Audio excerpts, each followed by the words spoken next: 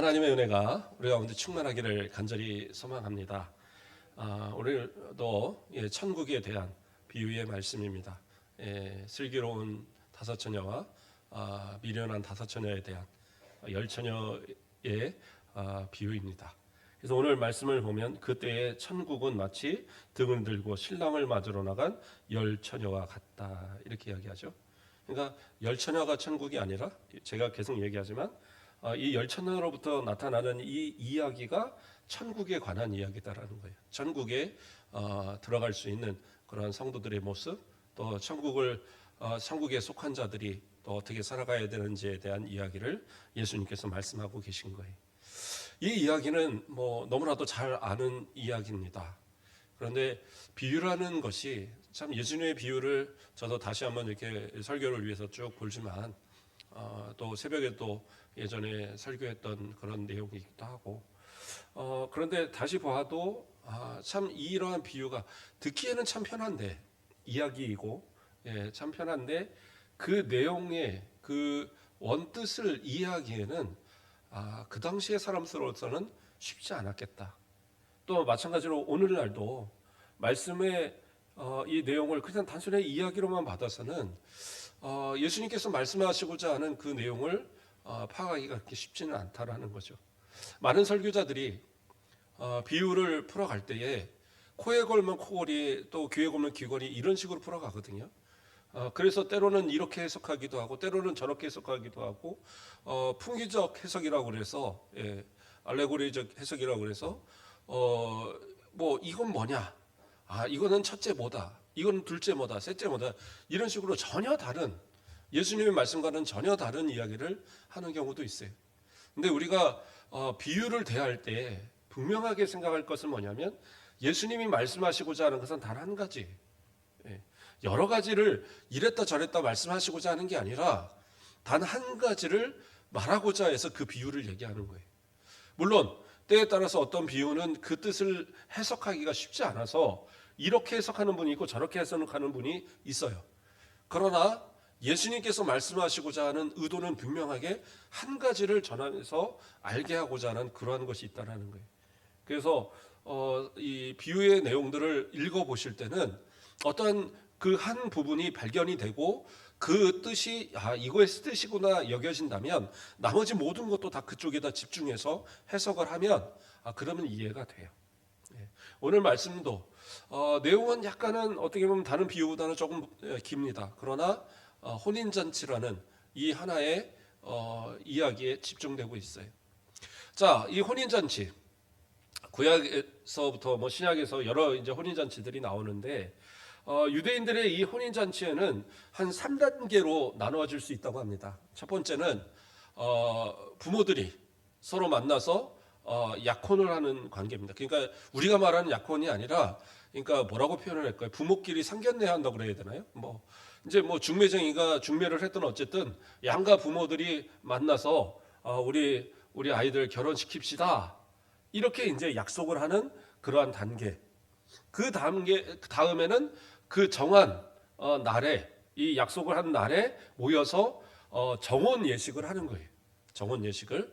그래서 그 정혼 예식을 할 때에는 증인들도 있고요, 가족들 외에도 증인들도 있고, 정혼의 예물을 서로가 나눠 가집니다. 그래서 반지 같은 걸 나누기도 하고, 또는 이제 여러 예물들을 나누기도 합니다. 그래서 이 정혼에 쓰이는 이러한 반지, 또는 결혼, 나중에 이제 결혼식이나 이럴 때 쓰는 반지, 이 반지들은요 원래는 금이나 은 이러한 것에 다른 것이 박힌, 우리는 지금 다이아가 꼭 박혀야 되고 그러잖아요. 근데 결혼식 반지는 다이아나 이런 게 박히는 것이 아니라 금이면 금, 은이면 은, 딱 그 한 가지로만 만들어진 것이어야 한다고 그러더라고요. 왜냐하면 순수한, 그렇죠? 이 결혼식이 어떠한 것도 섞이지 않은 순수한 그러한 예식이 되고, 서로에게 그러한 순결한 그러한 관계가 이루어진다라는 그러한 언약의 개념으로 단순하게 만드는 것이 이 원래의 시작이라는 거예요. 사실은 우리의 모든 결혼식도 요즘 현대의 결혼식들은 어떻게 보면 유대교에서 또 기독교로 기독교에서 이렇게 퍼져간 그러한 개념이기 때문에 우리가 이제 예물 같은 걸 준비하는 것도 사실은 생각해 볼 필요가 있어요. 너무나도 막 이 좋은 것들 뭐 다이아를 뭐 몇 캐롯을 갖다가 박아야 되냐 이런 거보다는 가장 순수하고 단순하면서 서로에게 어떤 언약의 예물이 나눠주는 것 참 중요한 것 같아요. 자, 그렇게 해서 정혼을 하는데 이 정혼 우리는 이제 보통 옛날에는 약혼식이 있었죠. 우리도 약혼식을 하면 몇 달, 몇 개월을 뒤에 두고 이제 보통은 결혼식을 하잖아요. 이스라엘 백성들은 이 유대인들은 1년이라는 시간을 대부분 갖는다고 하더라고요. 그래서 1년 동안 서로가 정원한 관계로서는 1년 동안 부부와 똑같은 그러한 정절을 지켜야 될 의무가 생기는 거예요. 만약에 이 정혼한 이 기간, 1년의 기간 동안에 뭐 부정한 모습들을 나타낸다. 그렇죠? 성적인 어떤 부정적인 모습을 나타내면 그러면 이 간음한 여인, 간음한 그러한 남자와 동일한 그러한 형벌을 내리게 되는 그러한 이제 것이라고 합니다. 그래서 결혼과 똑같은 그러한 상황이에요. 그래서 요셉이 마리아가 잉태한 것을 알고 가만히 그것을 끊고자 했었잖아요. 왜냐하면 그때가 정원 기간이었거든요. 결혼이 아닌 정원 기간이었기 때문에 뭐 정혼한 사이에서 뭔가 문제가 일어났다면 문제는 아닌데 만약에 마리아가 잉태한 사실이 전해지고 그것이 정원이 되어진 상태, 이것이 깨지지 않은 상태에서 이루어졌다면 돌에 맞아 죽어야 되거든요. 그래서 아주 심각한 상황이 벌어질 수 있었기 때문에 요셉은 참 의로운 사람이라서 그 마리아와 그 정원와의 관계를 끊고자 했던 그러한 모습을 성경은 보였던 겁니다. 자, 그렇게 해서 1년이 지나면 그 다음엔 어떻게 되느냐? 그 정한 날에 이제 신랑이 신부의 집으로 찾아갑니다. 먼저 신부의 집으로 찾아가서 거기서 이제 간단한 종교적인 어떤 의식을 행하고 결혼식까지는 아니고 의식을 행하고 거기서 신부의 들러리들이 앞장서서 신랑과 신부를 데리고 신랑의 집으로 가는 거예요. 그렇게 해서 거기서부터 이제 저녁이 해가 지면 그때부터 결혼 예식이 시작이 되는 그런 이제 예식입니다. 물론 그때 이제 결혼 예물도 또 나누게 되고 이러한 모습이 있겠지만 그러한 결혼 예식이 시작되면 보통은 일주일에서 2주 정도 계속해서 잔치를 베푸는 그러한 모습이었다고 그래요.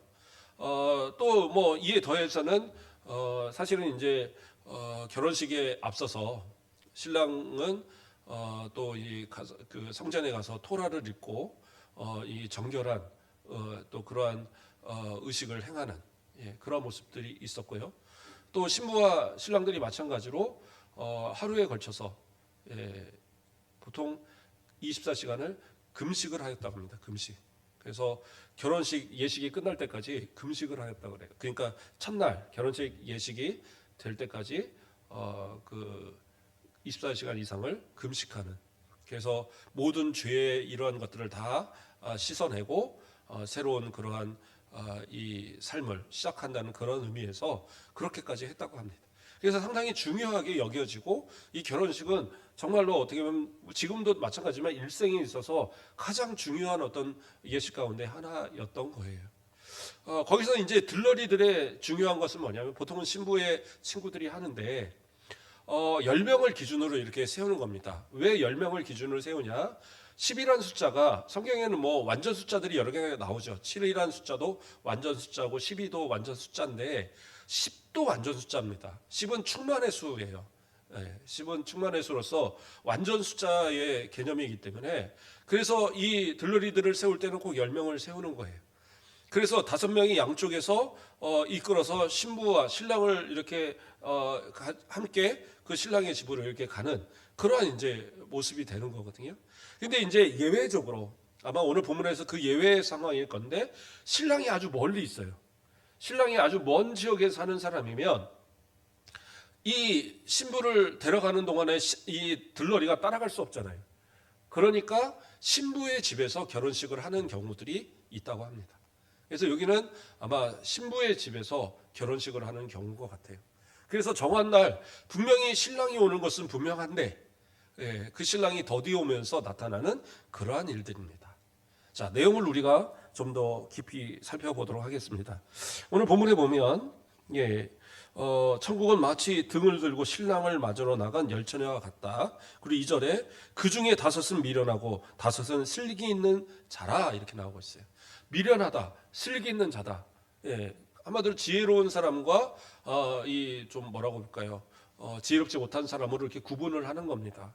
그런데 여기서 이제 이 말씀이 있잖아요. 미련하고 또 슬기 있는 이 말씀이 어떤 뜻이냐면 이들이 이것이 이제 지금 이 원어의 이 뜻의 개념이 지금 한번 이 등을 준비하는 데 있어 미련하고 등을 준비하는 데 있어서 슬기롭다 이 이야기가 아니에요. 이 사람들은 평소에부터 슬기 있는 사람들은 항상 사력 있고 모든 것을 생각하고 그거에 합당한 것을 준비하고 이러한 습성을 가진 이런 성향을 가진 여인들인 거예요.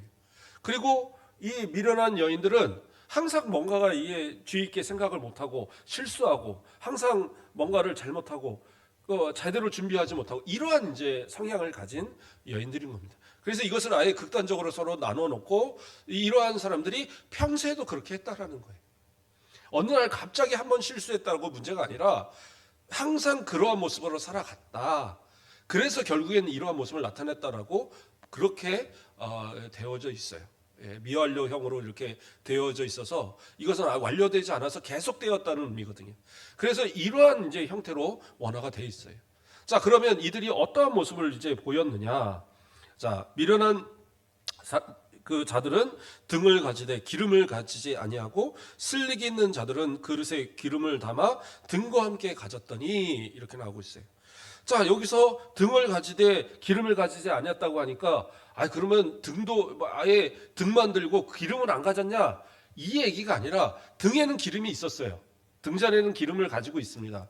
기본적인 기름을 갖고 있는데 그런데 슬기 있는 여인들은 등을 밝힐 다른 기름을 예비적으로 준비한 거예요. 만약의 상황을 준비하는 거죠. 어떻게 보면 슬기 있는 여인들이 이 등에 또 다른 기름을 준비했다라는 게 미련한 여인들이 볼 때는 오히려 미련해 보일 수도 있을 것 같아요. 왜냐하면 다른 경우라면 신랑을 또 신부를 데리고 신랑의 집까지 가야 되기 때문에 많은 기름이 필요합니다. 그러나 지금은 어떻게 해요? 신랑이 오면 그 밤에 신랑만 맞으면 돼요. 그렇잖아요? 신랑이 저 마을 어귀에서 온다는 소식이 들으면 집 밖으로 나가서 등을 들고 어서 오세요 하고 줄을 맞춰서 맞이하면 그걸로 의무가 끝나는 거예요. 그런데 굳이 많은 기름을 가지고 준비한다는 자체가 어떻게 보면 미련해 보이는 거죠. 그러나 슬기 있는 이 여인들은 이 만약의 상황을 다 준비하고 있는 거예요. 혹시 신랑이 늦게 올 경우, 혹시 이 신랑이 더디 올 경우 내가 어떻게 해야 되는가를 항상 생각하고 있는 사람인 거죠. 그러니까 평소에 그렇게 슬기롭게 생각하는 것처럼 여기서도 기름을 준비해서 만약을 대비했어요. 그런데 문제는 뭐예요? 진짜 이 신랑이 늦게 오는 거예요. 밤에부터 시작이 되니까 밤에 맞춰서 와요, 신랑이. 근데 어디서부터 어떻게 오는지 모르지만 생각보다 대단히 늦게 오고 있는 거예요. 그래서 여기서 말하는 게 뭐예요? 5절 말씀에 신랑이 더디 옴으로 다 졸며 잘세. 신랑이 더디 옴으로 다 졸며 잘세. 자, 어떤 분들은 이 존다는 자체에 이 잔다는 자체에 무슨 아주 그 심각한 뭔가 잘못된 것으로 해석하려는 경향이 있어요. 그러나 여기서 보면 미련한 여인뿐만 아니라 슬기로운 여인들도 다 잠에 빠져 있거든요. 그러니까 이것은 무슨 영적인 어떤 부정함을 이야기하는 건 아니에요. 그러니까 이것은 예수님이 이 신랑이 오는 데 있어서 상당히 생각보다 늦어졌다라는 것을 강조하고 있는 글입니다. 그래서 이것을 굳이 이 잠에 빠져서 영적인 잠에 빠져서 신랑이 더디 오는데 오는지도 모르고 저렇게 잠만 자다니 이렇게 해석하면 안 돼요. 그거는 이제 미련한 자들만 있다면 그 해석이 맞는데 여기서는 슬기로운 여인들과 미련한 여인들이 모두가 다 졸고 잤어요. 근데 그 원인이 뭐예요? 신랑이 더디 오므로예요. 그러니까 주의 재림이 언제 올지 모르는 그런 상황, 우리가 생각하는 것보다 더 많이 더디고 오는 이 상황을 어떻게 보면 표현한 겁니다. 예수님이 이 승천하신 때에 이후로 많은 성도들이, 그렇죠, 오순절 다락방 이후로 성도들이 주님의 오심을, 약속하신 대로 오실 것을 고대하고 수많은 이들이 목숨을 걸고 복음을 전했고 또 수많은 이들이 순교를 해 갔습니다. 우리가 잘 아는 것처럼 이 사도들이 다 순교하였고 또 그의 제자들이 다 순교하였고 수많은 이 속사도라고 표현하는데 이후에 그 교부들도 수많은 사람들이 다 순교하였습니다.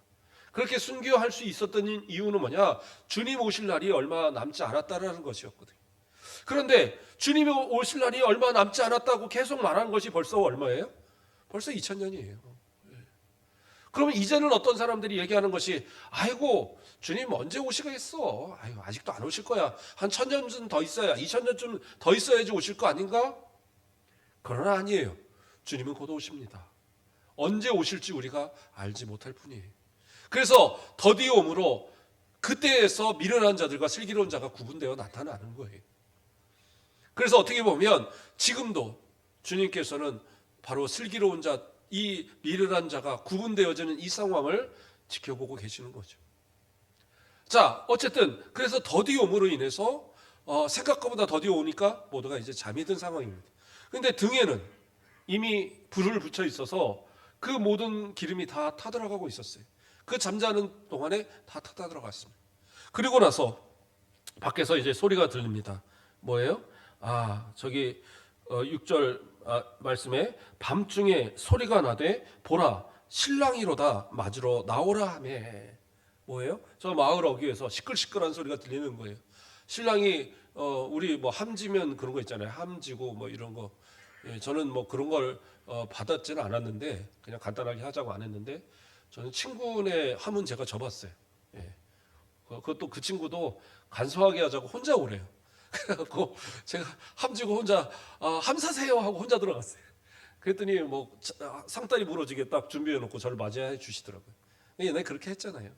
그런데 저 마을 어귀부터 신랑이 온다는 소식이 들리는 거예요. 그러니까 그걸 기다리고 있던 사람들이 밖에서부터 소리를 지르는 거예요. 신랑이 왔다. 신랑을 맞으러 나오라. 들러리들한테 얘기하는 거죠. 그럴 때 깨서 딱 봤을 때 어떻게 해요? 불이 켜있던 그 등이 다 꺼져버렸어요.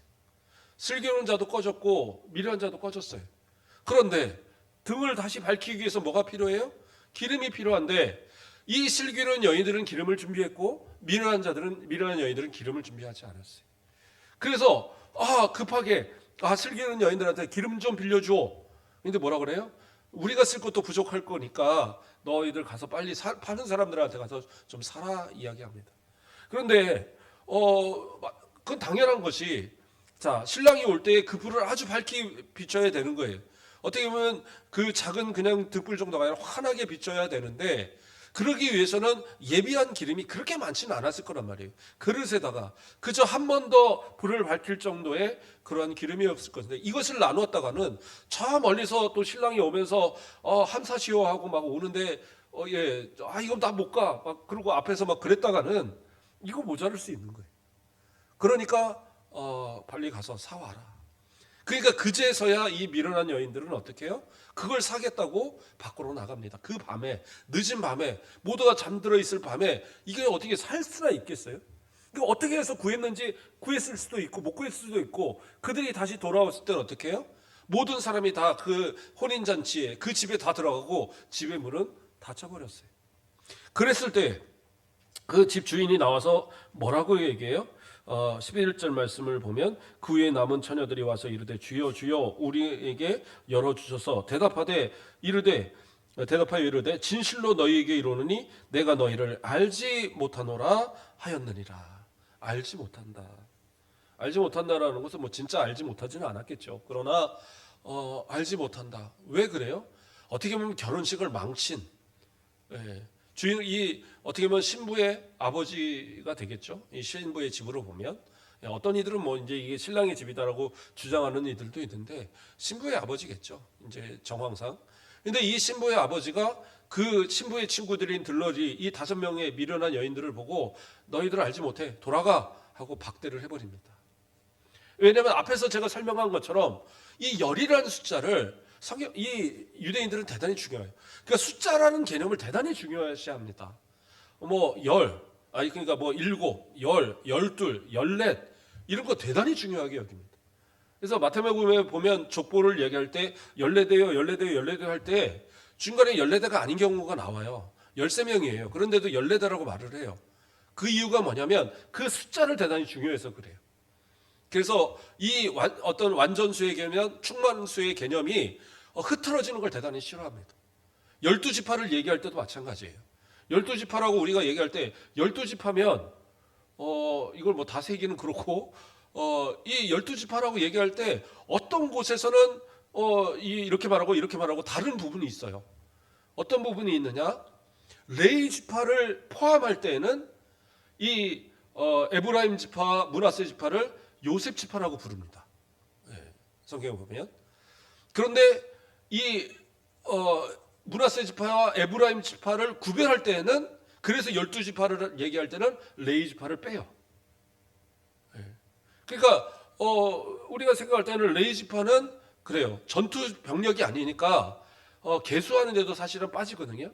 그러니까 레위 지파를 빼는 건 당연해라고 말을 하는데 그런데 요셉 지파로 얘기할 때는 레위 지파가 들어간다니까요. 그렇게 해서 12를 맞춰요. 근데 이것은 왜 그러느냐?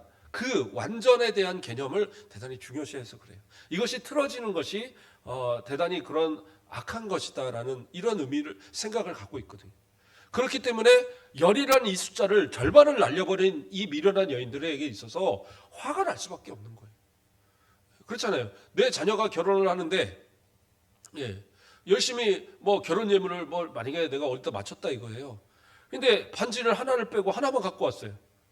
이거 얼마나 화날 일입니까? 그렇지 않겠어요? 뭐 내가 열심히 또 뭐 앞에 우리 신랑 쪽에는 열심히 뭐 화환도 다 왔는데 뭔 일이 생겼는지 내 신부 쪽에서는 화환도 하나도 없고 뭐 아무것도 막 이렇게 손님도 안 오고 막 그렇단 말이에요. 그러면 얼마나 그것이 또 기분이 나쁠 일입니까? 근데 그런 것처럼 지금 이 상황은 신부의 아버지로서 너무나도 화가 날 일이에요. 가장 어떻게 보면 예식의 시작이 되는 이 들러리들이 신랑을 맞이하는 이 자리를 반쪽만을 만들어버린 이 상황이 되어진 거예요. 그러니까 화가 날 수밖에 없죠. 그리고 그들은 어떻게 해요? 자기 집으로 돌아갑니다. 그러니까 어떻게 보면 그동안 항상 그렇게 했던 것처럼 오늘 난 또 실수했네. 그리고 돌아갔겠죠. 그러나 이것이 천국 비유라는 것이 우리에겐 문제예요. 천국 비유. 그냥 단순한 이야기라면 그들은 돌아갔고 앞으로 그러지 말아야지 이러면 되지만 주님이 다시 오실 그날에는 더 이상의 기회가 없는 거예요. 이 잔치의 자리는 천국인 거예요. 말 그대로 천국이에요. 그리고 그 혼인잔치는 어린 양과 교회에 이 신부된 교회에 어린 양이신 예수 그리스도와 신부된 교회에 거룩한 예식이 벌어지는 것입니다. 물론 우리 성도들 다 그 안에 속한 그러한 참여자들이고 신부 가운데 속한 자들이고 또 때로는 부름받은 그러한 초청받은 그러한 이 손님일 수도 있고 그러한 부분들이 있겠지만 그러나 여기서는 이제 들러리로 우리는 표현이 되고 있는 거죠. 근데 그 예식에 참여할 들러리들이 자신의 의무를 다하지 못하면 그곳에 참여할 수 없는 거예요. 그래서 이 부분에서 가장 이제 약간 논란이 있기도 하고 또 이 해석의 난점이 뭐냐면 등과 기름이에요. 자, 등이 뭐고 기름이 뭐냐? 어떻게 보면 기름이 무엇이냐에 따라서 이 해석이 완전히 달라지는데요. 기름이 준비되지 못했기 때문에 그 미련한 처녀들은 혼인잔치에 못 들어갔어요. 기름이 준비되었기 때문에 이 슬기로운 여인들은 혼인잔치에 들어갔단 말이에요. 그럼 기름이 무엇이냐? 등은 무엇인가? 분명히 예수님이 말씀할 때는 한 가지이실 텐데 우리는 뭐 정확하게 알 수 없기 때문에 여러 가지 해석들을 생각해 볼 수밖에 없어요. 첫 번째 해석으로는 이 등을 믿음 또는 믿음의 삶으로 표현을 하는 거예요. 이 혼인 예식에서도 마찬가지지만 이 비유에서도 마찬가지지만 이 열 처녀들은 다 처음엔 등을 가지고 기본적인 등을 가진 그러한 사람들이에요. 그렇게 따진다면 우리 교회 안에 있는 모든 성도들, 그렇죠? 예수 그리스도를 믿는다고 고백하고 있는 모든 성도들을 다 포함한다라고 말할 수 있어요. 그런데 그 가운데 어떤 이들은 슬기로운 사람이고 어떤 사람은 미련한 사람이라는 거죠. 왜냐하면 이건 불신자를 얘기하는 게 아니잖아요. 지금 불신자를 해서 전혀 관계없는 저 바깥 사람을 얘기하는 게 아니라 등을 가지고 신랑을 맞이하는, 때로는 주님을, 그렇죠, 우리 예수님을 맞이하는, 다시 올 주님을 맞이하여 기다리는 성도들의 모습, 그렇게밖에 해석이 안 돼요. 자, 그런데 그들에게 등이 있다, 그런데 기름이 부족하다, 그러면 분명히 등은 믿음이나 믿음의 삶으로 볼 수 있어요. 그러면 이 기름은 무엇이냐? 어떤 이들은 이것을 성령이라고 말합니다. 엄밀히 말하면 성령의 충만함, 성령의 인도하심을 받는 그러한 삶이 지속되어져야 하는데, 처음 믿었던 그 믿음에 잠시 뜨거웠던, 그래서 심지가 막 타버리니까 나중에는 그냥 다 말라버린 그러한 신앙으로 살다가는 주님 오실 때에 맞을 수 있는 사람이 없다라는 거예요. 그 말씀을 들어도 상당히 마음 가운데 도전이 되죠. 성령의 역사, 우리 안에 계신 성령께서 계속적으로 우리 안에 그 믿음이 타오를 수 있고 믿음을 지켜갈 수 있도록 기름을 계속 공급하지 않으면, 그러면 우리가 어떻게 해요? 그 믿음을 지켜간다는 건 쉽지 않다라는 거예요. 다 잊어버리고 살다가 주님 부르실 때 그 앞에 가서 아이고 제가 믿음을 잃어버렸네요, 제가 아이고 어떡하나, 그러다가는 천국 아니면 지옥이죠. 그렇게 이제 해석이 될 수 있어요.